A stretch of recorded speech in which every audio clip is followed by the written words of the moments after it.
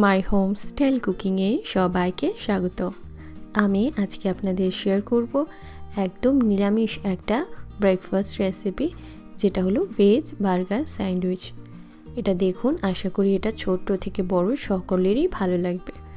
এটা বানানোর জন্য এখানে ফুলকপি নিয়েছি একটা ছোট সাইজের মধ্যে। ফুটন্ত গরম জল দিয়ে আমি 10 মিনিটের জন্য এটাকে ভিজিয়ে রাখবো। তাতে করে কি হবে, ফুলকপিটা একটু নরম হয়ে যাবে আর এই স্যান্ডউইচটা খুব ভালো হবে। তো এটা থাক 10 মিনিটের জন্য। ততক্ষণ অবধি আমি বাদ বাকি উপকরণগুলোকে রেডি করব। আমি এখানে একটা চপারের মধ্যে একটুখানি বাঁধাকপি দিয়ে দিচ্ছি। এখানে ক্যাপসিকাম নিয়েছি একটা বড় সাইজের, সেটা দিয়ে দিচ্ছি। এবারে এর মধ্যে আমি দিয়ে দেব গাজর। দেখুন, এরকম একটা বড় সাইজের গাজর নিয়েছি, দিয়ে দিয়েছি। এবারে এটাকে আমি একটুখানি মিহিভাবে চপ করে নেব। আপনাদের যদি এরকম চপার না থাকে, সেক্ষেত্রে আপনারা গ্রেটার হয় না, যে গ্রেটারের বড় ফুটোগুলোর মধ্যে দিয়েও আপনারা এগুলোকে গ্রেট করে নিতে পারেন। এবারে দেখুন, এর মধ্যে আমি ফুলকপি দিয়ে দিলাম একসাথে, মানে পুরোটা ধরবে না, আমি হাফ হাফ করে করব। তো দিয়ে আবারও এগুলোকে সেমভাবে আমি এরকম চপ করে নেব। দেখুন, একদম মিহিভাবে সুন্দরভাবে হয়ে গেছে। এবারে এর মধ্যে আমি 1 ইঞ্চ মতন আদার টুকরো দিয়ে দিলাম, আর দিয়ে দেবো 3-4টে কাঁচা লঙ্কা, দিয়ে দেবো একটু ধনে পাতা। একই সাথে আমি সামান্য করে এর মধ্যে দিয়ে দেব ব্রকলি। এই ব্রকলিটা আমি কিন্তু হালকা করে ভাপানো ছিল, সেই ব্রকলি দিচ্ছি। আপনারা চাইলে এটা কাঁচা ব্রকলিও ইউজ করতে পারেন। এবারে আমি এটাকেও সেমভাবে এরমভাবে চপ করে নিলাম। দেখুন, একদম সুন্দরভাবে এটা রেডি হয়ে গেছে। এবারে এগুলোকে আমি কি করব, একটা প্লেটের মধ্যে নামিয়ে নেব। যেহেতু আমি এটা নিরামিষ করছি, সেই জন্য এর মধ্যে আমি পেঁয়াজ দিলাম না। আপনারা যদি নিরামিষ না করতে চান, এর সঙ্গে পেঁয়াজ দেবেন, পেঁয়াজ কুচি ভালো হবে। দেখুন, এর মধ্যে একটু একটু জল রয়েছে, ওই জন্য আমি হালকা হাতে প্রেস করে এর থেকে জলটা ফেলে দেব। তাতে করে স্যান্ডউইচটা অনেক বেশি সুন্দর হবে। যদি মনে করেন যে না, এটার প্রয়োজন নেই, সেক্ষেত্রে আপনারা জল শুদ্ধও করতে পারেন। তো জল বেশি থাকলে কিন্তু এটা অবশ্যই করতে হবে। এবারে এর মধ্যে আমি 2টো সেদ্ধ আলু নিচ্ছি, বড় সাইজের 2টো ভালোভাবে সেদ্ধ করে রেখেছিলাম আলু দিয়ে দিলাম। এবারে এর মধ্যে আমি দিয়ে দিচ্ছি 1/3 টিস্পুন মতন গোলমরিচের গুঁড়ো, দিয়ে দিচ্ছি পরিমাণ মতন নুন। একই সাথে আমি দিয়ে দেব ভাজা জিরের গুঁড়ো। জিরেটাকে শুকনো খোলায় একটু রোস্ট করে তারপর গুঁড়ো করে নিয়েছি। এবারে এই সমস্ত কিছুকে আমি খুব ভালো করে মাখিয়ে নেব। তারপর আমি এই স্যান্ডউইচটাকে করব। তো এই কাটলেটটা না 2টো ভাবে তৈরি করা যায়, মানে এটার যে আমি প্যাটিটা তৈরি করব সেটা 2টো ভাবে তৈরি করা যায়। আমি আপনাদেরকে আগে দেখাচ্ছি কিভাবে করতে হবে।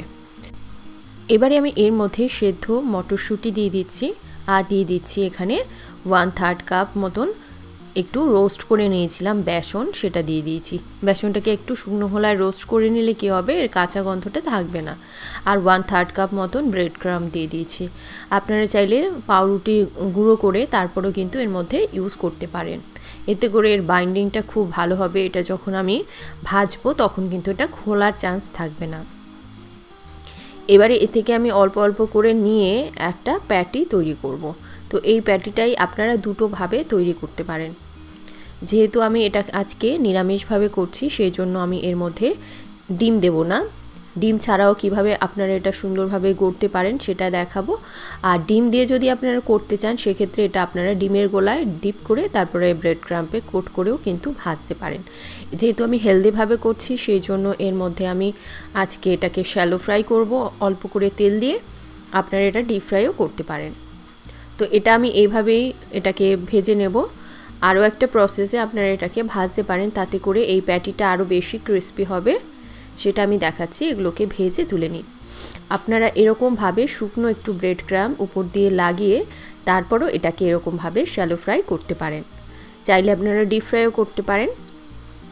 তো এইভাবে প্যাটিগুলোকে আমি তৈরি করে নেব।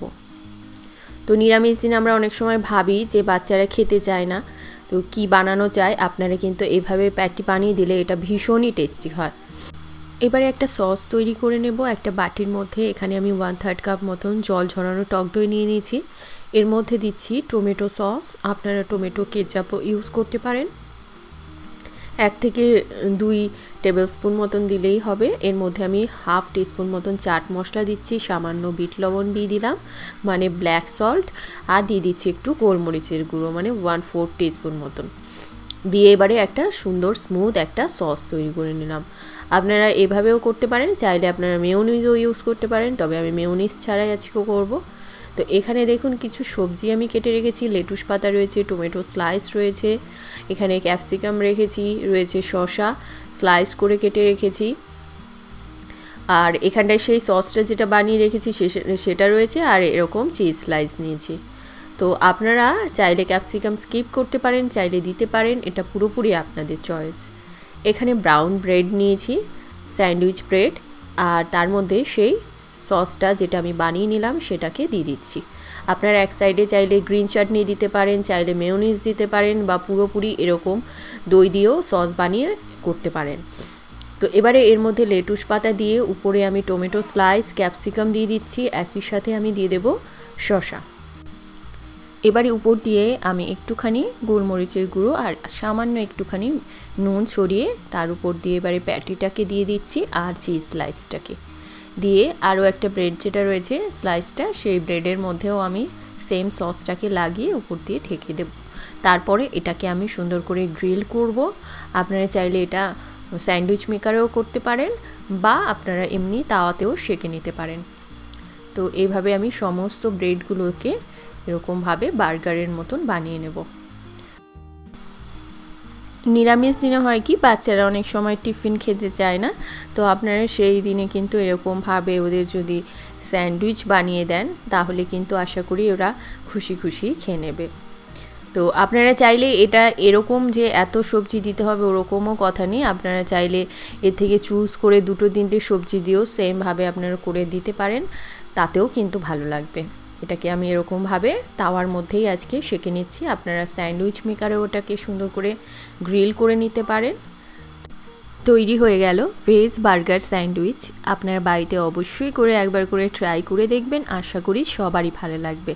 ভালো লেগে থাকলে লাইক করুন, যারা আমার চ্যানেলটিকে এখন অবধি সাবস্ক্রাইব করেনি অবশ্যই করবেন, আর বেল আইকনটা প্রেস করবেন যাতে আমার লেটেস্ট ভিডিও আপলোড করলে তার নোটিফিকেশান আপনাদের কাছে পৌঁছে যায়। ভালো খান, সুস্থ থাকুন।